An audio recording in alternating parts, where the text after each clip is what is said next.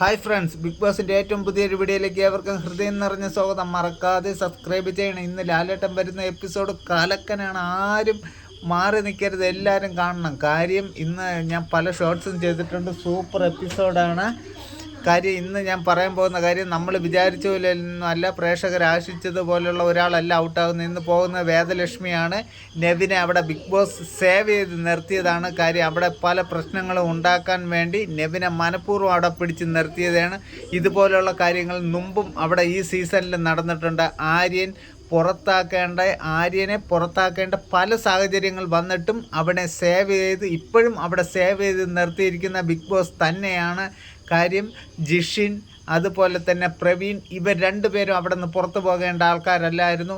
എന്നിട്ടും അവിടെ ആര്യനെയും അക്ബറിനെയും പുറത്താക്കാതെ അവരെ പുറത്താക്കി വോട്ടുണ്ടായിരുന്നിട്ട്. അതുകൊണ്ട് നമ്മൾ കൊടുക്കുന്ന വോട്ടിനൊക്കെ പുല്ല് വിലയായിട്ടാണ് ഇപ്പോൾ അവിടെ നടന്നുകൊണ്ടിരിക്കുന്നത്.